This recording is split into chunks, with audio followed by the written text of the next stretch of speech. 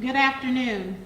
Thank you all so much for being here. My name is Teresa Haley with Haley and Associates and Visions 1908.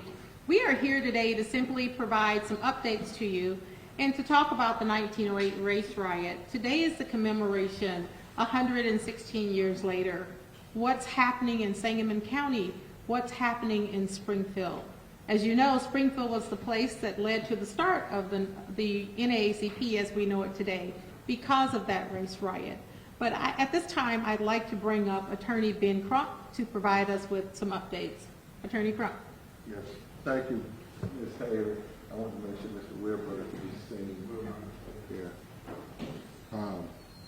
Good afternoon. I'm Attorney Ben Crump along with Attorney Paul Grink, Attorney Nala Jackson, Attorney Hightower, and we also have present with us a great civil rights lawyer, Tony Ramanucci, who also served as co-counsel for the family of George Floyd and Tyree Nichols in their tragic demise at the hands of law enforcement.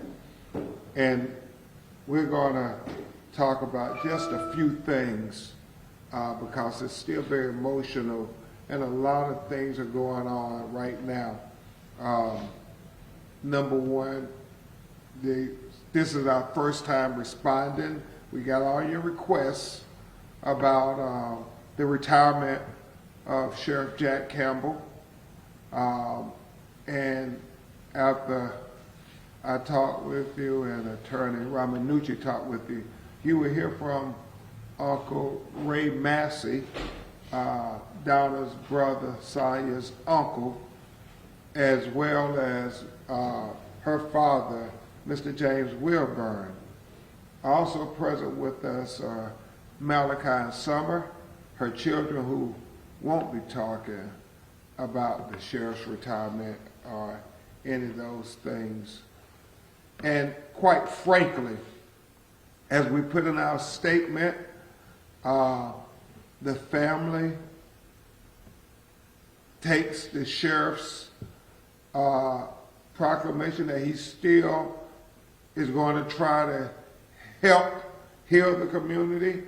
And as he told the family, or made statements before, that he wants to make sure that the Sonya Massey's family gets justice.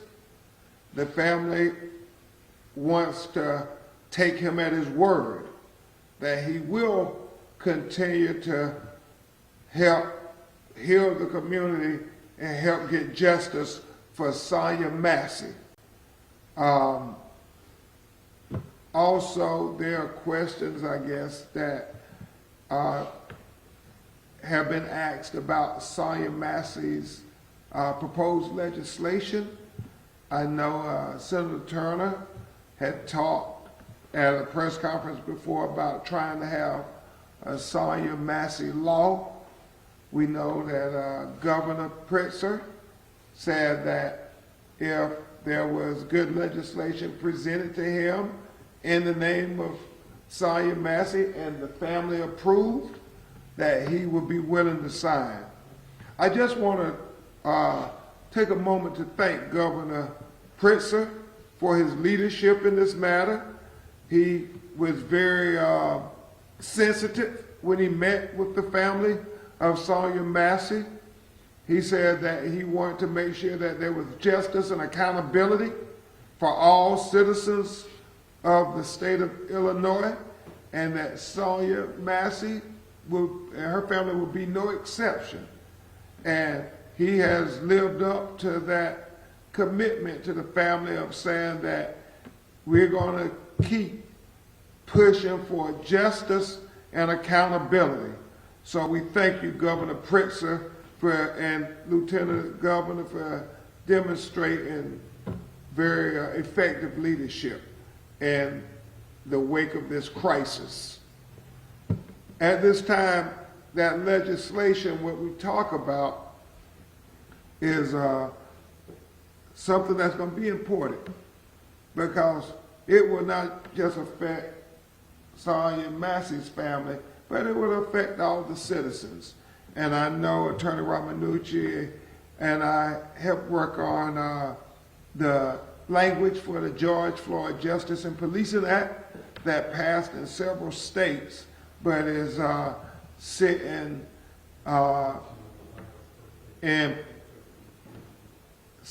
in purgatory up at the United States Congress while we continue to see innocent American citizens killed unjustly. But that doesn't mean that we don't continue to make sure that we get progress at any step we can.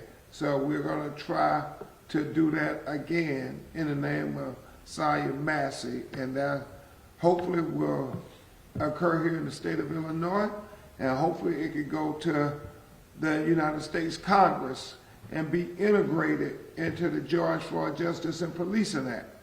So with that, I'm going to have my great co-counsel on so many cases, a great civil rights lawyer, Attorney Tony Romanucci, who hails out of Chicago, Illinois, come and talk about the legislative language that we feel would be important to make it meaningful, to make it not just be words on paper, but to make it meaningful for substantive change and help with the legacy of Sonya Massey. So I give you Attorney Tony Romanucci. Can you spell Romanucci? I will. I'll introduce myself. Full name is Antonio, A-N-T-O-N-I-O, Romanucci, R-O-M-A-N-U-C-C-I. And thank you, members of the press, and of course the Massey family, for your strength and courage in being here. And as Ben said, my dear friend and co-counsel on so many cases, what we've been doing is fighting a fight, an uphill battle for years. And it's shameful to say that Ben and I and other people around the country have not been successful in getting nationwide legislation passed that can save lives. So we're here today to say enough is enough, and we've been saying that, but now we have to stop the buck. And if we have to start with Illinois, we will start with Illinois. But as background, Illinois took some considerable steps a couple of years ago when it passed the Safety Act. It's one of the most comprehensive police reform bills that was passed by a state in the country, and that was done by the great efforts, as Ben mentioned, by Governor Pritzker, our Senator Harmon, House Representative Chris Welch, and all the other members of the House and Senate that supported the Safety Act. And as we know, it got rid of cash bail, which, as we now see the effects of it, has been very successful. But what do we now know about the Safety Act? It needs a little bit of help. It needs work. And here's why. Sean Grayson was a ticking time bomb. Second by second that this man was on the Sangamon County Sheriff's Police Force, he was a ticking time bomb. And the Safety Act failed to stop the ticking until Sean Grayson literally exploded and caused a needless life to be lost, and that of Sonya Massey. And so what we aim to do with the Sonya Massey bill is caulk the Safety Act so that a Sean Grayson does not happen again. It cannot happen. The Sonya Massey Act will stop the ticking. It will stop the explosion. So how do we do it? There are several ways in which we can fix the Safety Act so it doesn't happen again. When you consider that Sean Grayson had 2 DUI convictions, if Sean Grayson wanted to visit Canada, if he wanted to visit the beautiful cities of Toronto or Montreal, he wouldn't be allowed to do so. He couldn't cross the border, but he was able to work as a deputy sheriff in Sangamon County. You think about that. So if you're not able to visit as a tourist in Canada, why are you able to carry a gun in Sangamon County and use it in a manner that was clearly excessive and unnecessary. So we aim to do several things.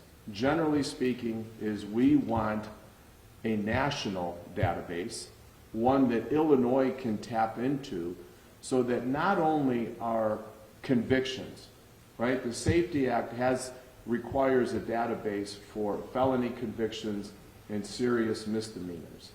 We want it to be much more comprehensive than that. We want it to include infractions such as DUIs. We want it to include infractions as driving 101 miles per hour during a police chase.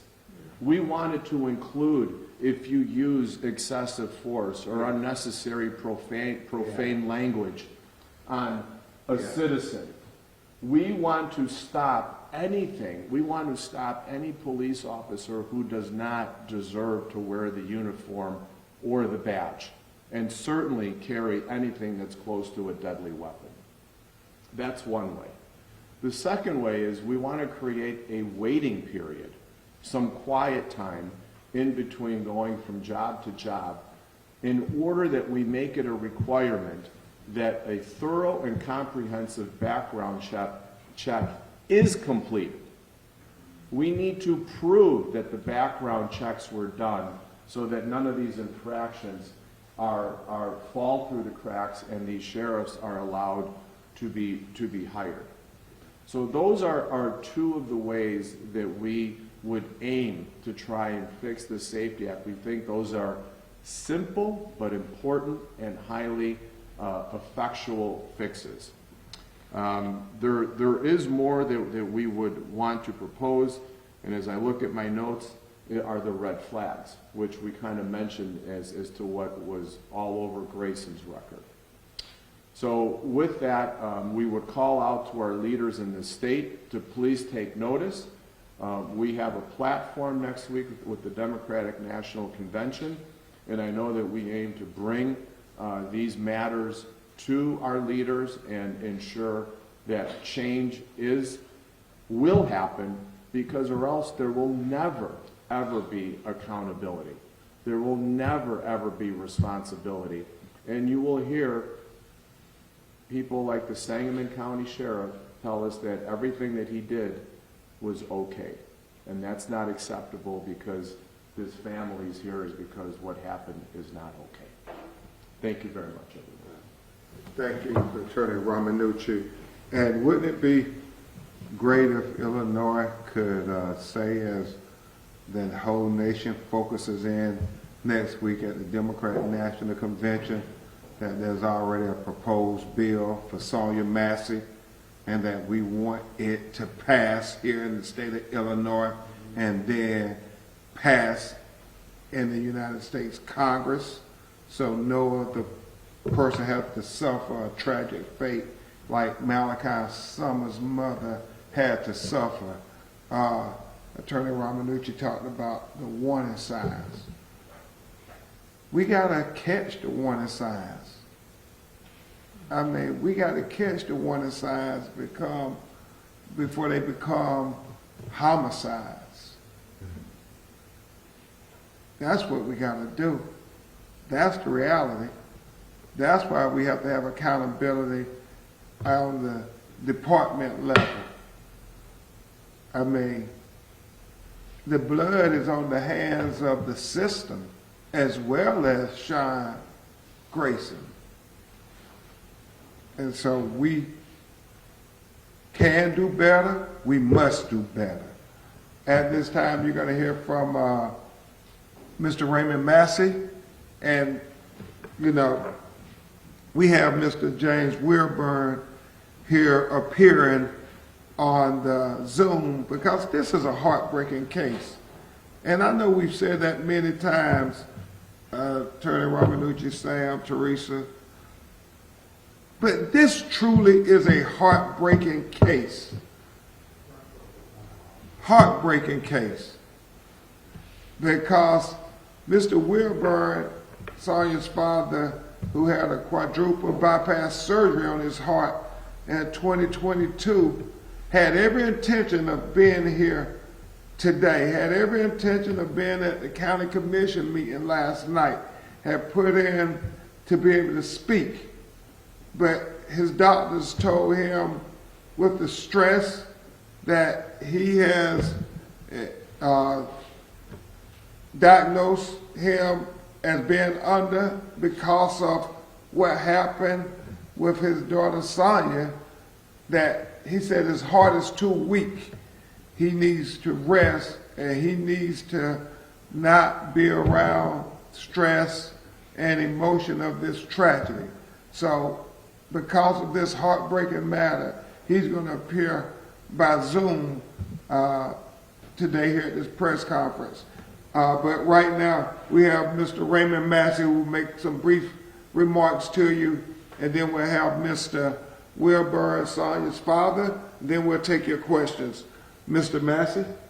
Thank you. Yes, sir. My name's Raymond Massey. It's R-A-Y-M-O-N-D, and it's M-A-S-S-E-Y.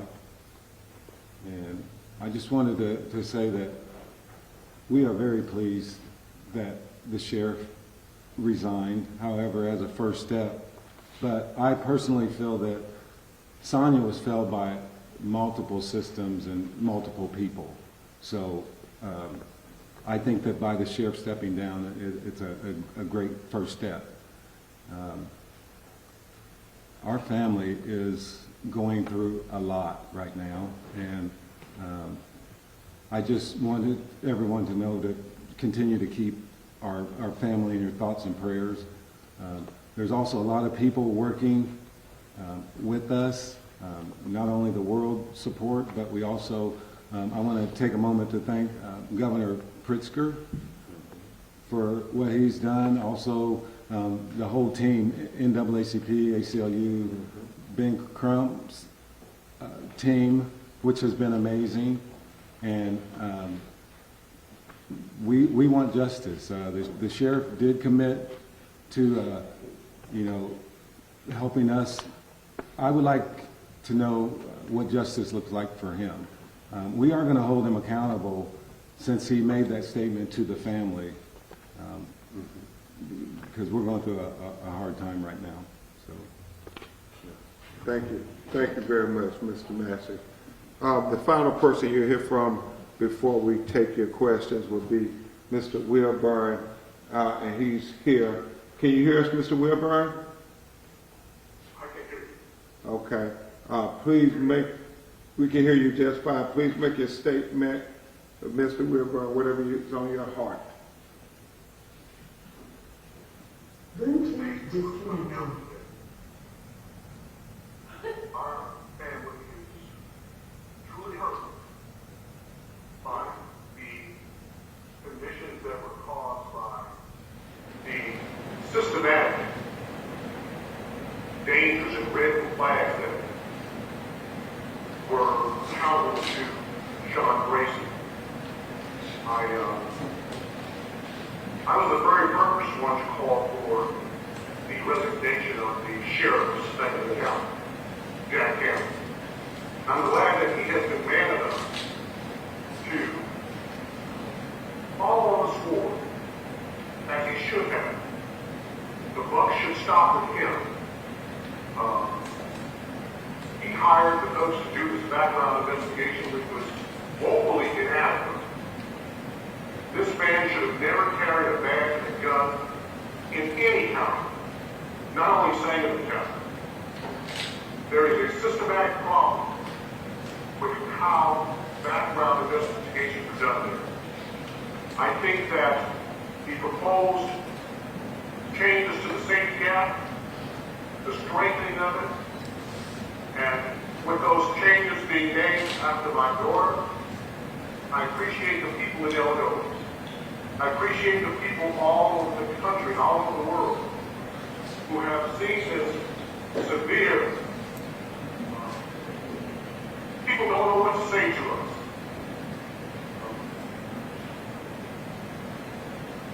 My heart is truly broken. I had every intention of being there in person with you. But because I have congestive heart failure, the doctor didn't think I should be around the continued stress. But yet the stress is here.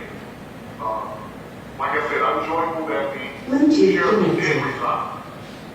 As I called for at my daughter's homegoing service. We need to see complete justice here. We don't want to look on that Donald justice, where he was shot 17 times in the back, and the sheriff only got a little over 3 years in prison. We need to see a complete changing of the system that allowed John Grayson to kill my daughter. We need to start in the state of Illinois, and I think that the passing of the George Floyd Justice and Policing Act on a national level can do a whole lot to correct the situation that allowed this. I want to thank Attorney Ben Crump for taking this case. I want to thank all of his staff. I want to thank the Salem County prosecutor, John, the state's attorney, John Milheim. I want to thank Mary Beth. I want to thank the lead investigators, the captain, people in my hometown here, in my home county, my sheriff, my cousin who's a police chief, all of them, all of my friends who are in law enforcement and have retired from law enforcement, say that this shooting was wholly unjustifiable, unimaginable. There's no justification.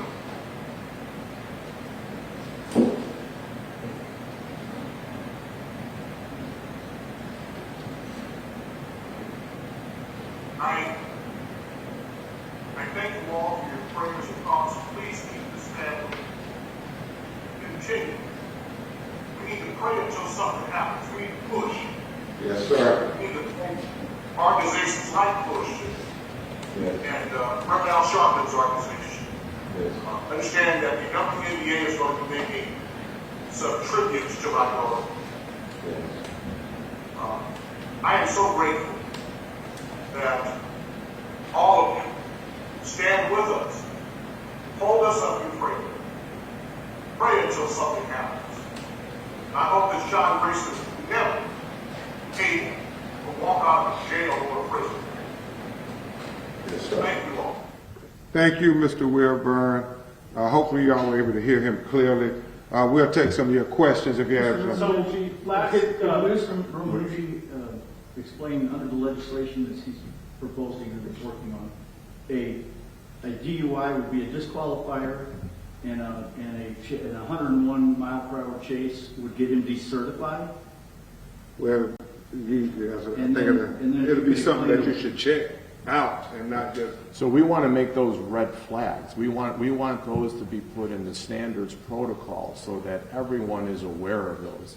It's not that it should be an automatic disqualifier. I mean, if the legislators determine it should be, that a DUI should be a disqualifier, then maybe it should. However, these red flags cannot go unchecked.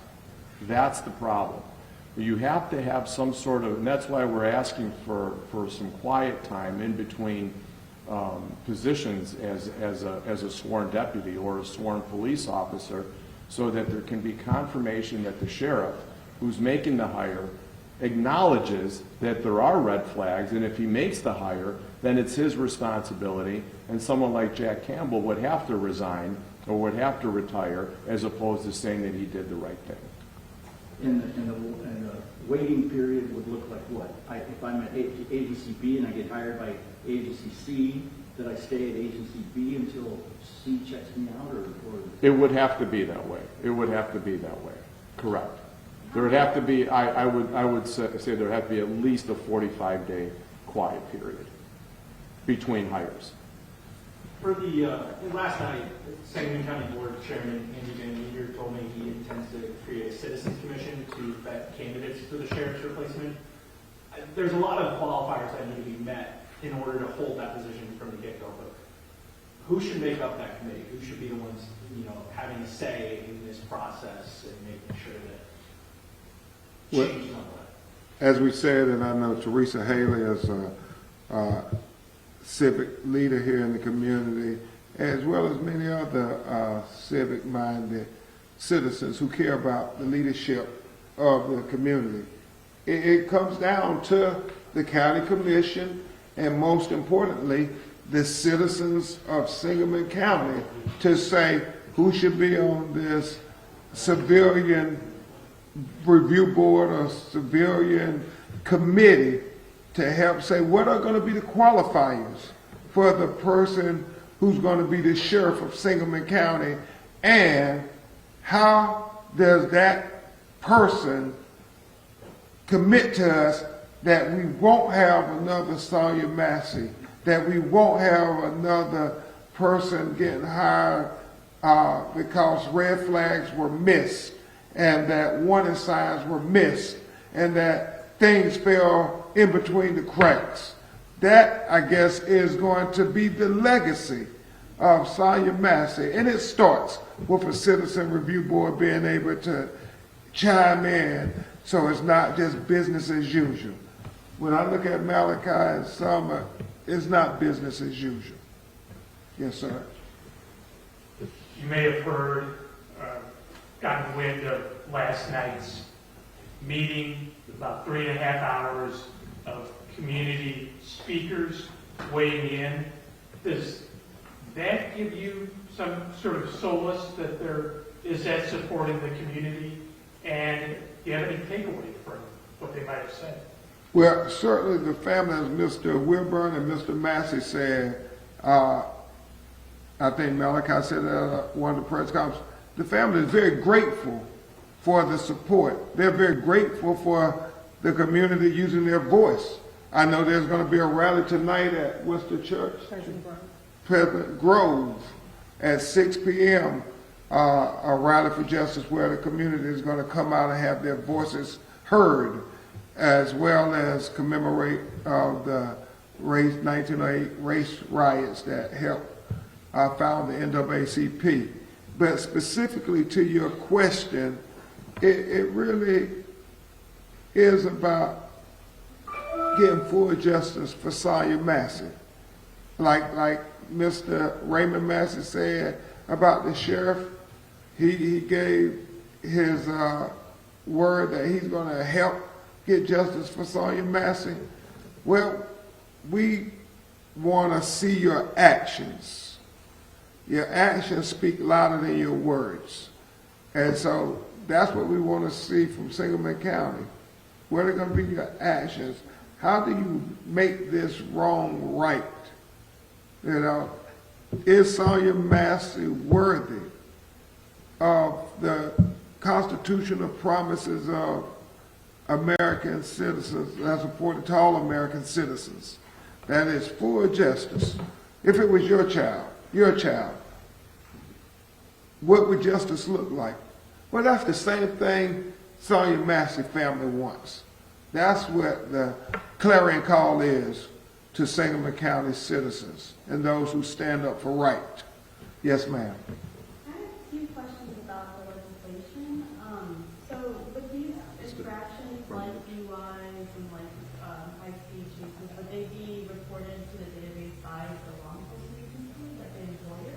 Yes, they would be reported by the law enforcement agency, as we feel like all citizen complaints, administrative complaints, should be reported to the standardized database. Because if you don't have full knowledge about who you're hiring, then you don't know what you're getting. And that's what happened, supposedly, with Sean Grayson. Whether or not there was anything that helped him get his job other than his qualifications, well, we don't know, right?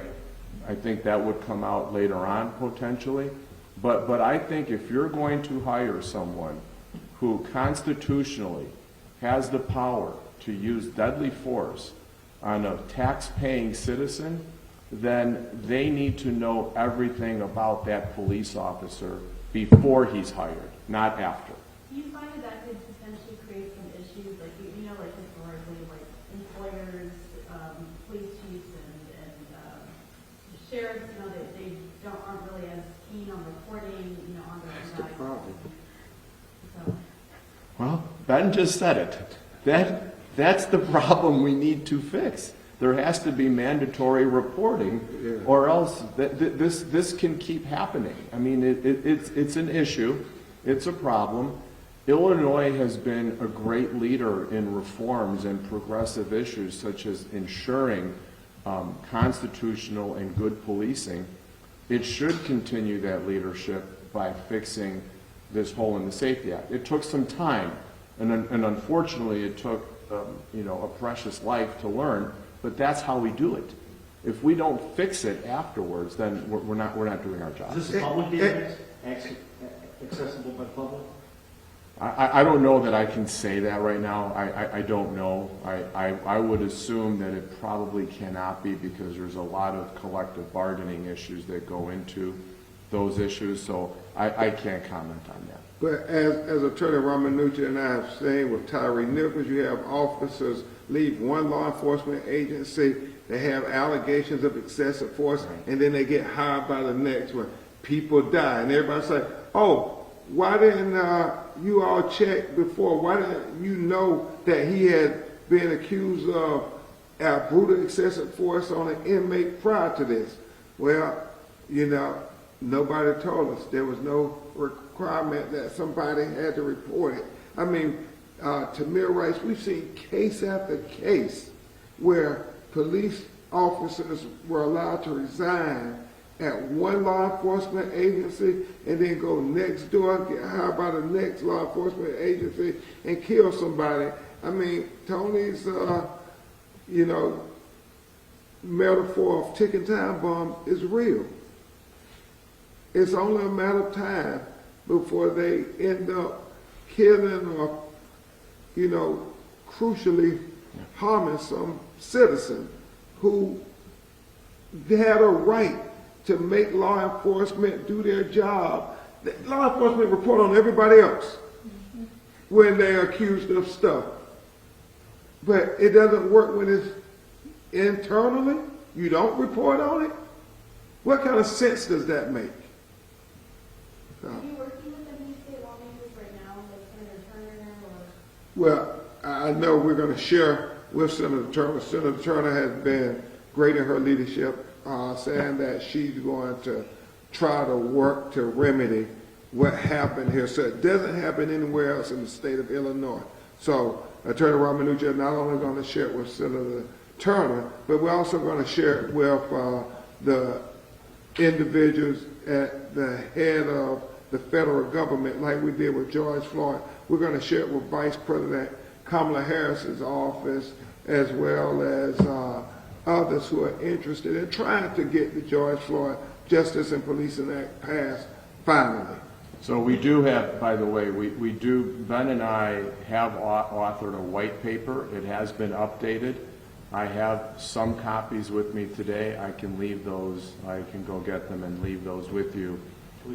And that will give you a general sense. It's not going to be specific, but it's going to, actually, I go back on that. There are a lot of specific recommendations in our paper, and we continuously update it. We're probably on our 8th edit right now. Because they keep killing people. Right.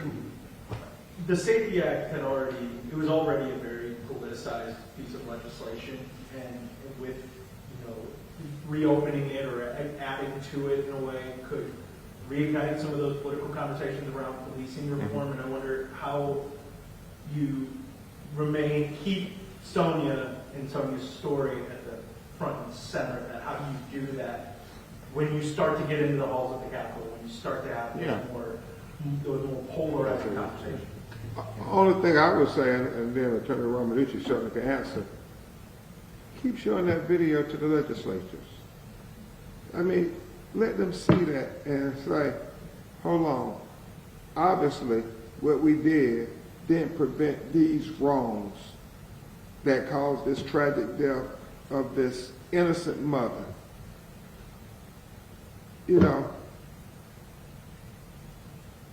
Sometimes we forget that the law is supposed to prevent things like Sonya Massey from happening.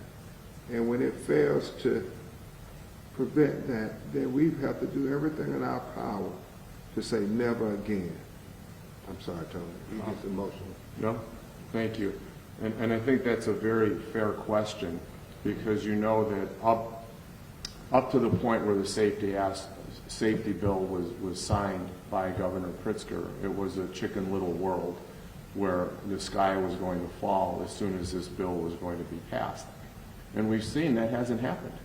Right? In fact, I think the opposite has happened. We've seen crime in a lot of jurisdictions across Illinois actually go down. In my home county of Cook, a lot of the violent crime has gone down because of the no cash bail. So I think in terms of the comfort zone of people looking to make the Safety Act better, I think we're there. I think the sales job has already been done on the Safety Act because it speaks for itself. What's your agenda for the DNC, and do you have plans to meet with nominees Harris or Walz? Well, obviously, Vice President Harris has talked to the family at great length about it. I do understand that they're going to renew their cause for the George Floyd Justice Policing Act to be passed, and I fully expect Vice President Kamala Harris will say her name, Sonya Massey, during the Democratic National Convention. Are there any other questions? At the county board meeting last night, multiple people mentioned that there was not enough oversight for the sheriff, for sheriff deputies, as, obviously local county board officials don't have the power to kick an elected person out of office. Do you think this is part of the problem, is that we're giving law enforcement officers too much power and not having enough checks and balances against their actions? Well, I do believe that's what the George Floyd Justice and Policing Act is trying to have instituted, accountability on every level. I think you have some great county commissioners who are raising the right questions to say, we don't want anybody else innocent blood on our hands while we were on our watch. And so we thank people like Sam and other county officials who have reached out to the family and say, we're so sorry that this happened, and we're going to do everything in our power to make sure it doesn't happen again. It's always about accountability, always.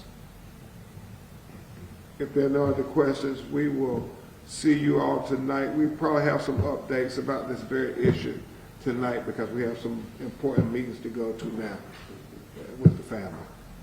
Thank you. Thank you. I'm going to go grab. Okay.